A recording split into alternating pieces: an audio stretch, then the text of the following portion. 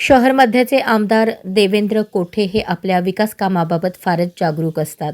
विशेष करून रस्ते, ड्रेनेज याची कामे ते स्वतः तपासतात. त्यामुळे कंत्राटदारसुद्धा कामांमध्ये कोणतीही कसर सोडत नाहीत. पण शहर मध्यमधील कुमठा नाका परिसरातील सम्राट अशोक हाऊसिंग सोसायटीकडून दिवंगत तोरप्पा मसाजी क्षीरसागर ते आर्किटेक्चर कॉलेजपर्यंत असा जो मार्ग आहे, त्या रस्त्याचे काम काही दिवसांपासून सुरू आहे. एकतर बऱ्याच वर्षांनी काम सुरू झाले. त्या रस्त्यावर गुमास्ता, डॉक्टर आंबेडकर, यशवंत, करुणा, जय भवानी या मोठ्या गृहनिर्माण सोसायट्या आहेत. पण हा रस्ता करताना रस्त्याला लागून बांधण्यात आलेले कट्टे आणि पायऱ्या व काही अतिक्रमण आहेत. पण त्या कॉन्ट्रॅक्टरने काही मोठ्या धनदांडग्या लोकांचे जाणीवपूर्वक कट्टे आणि पायऱ्या याला हात न लावता सर्वसामान्य लोकांचे कट्टे आणि पायऱ्या तोडले असल्याचे समोर आले आहे. हा दुजाभाव कशासाठी काढायचे, तर सरसकट सर्वांचेच काढायचे.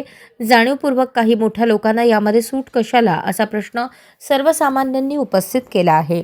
तसेच या रस्त्यावर फेनेस्ट या कंपनीचा बेकायदेशीर बोर्ड लावला आहे आणि तोही रस्त्याच्या मधोमध लावल्याने नाराजी व्यक्त करण्यात येत आहे.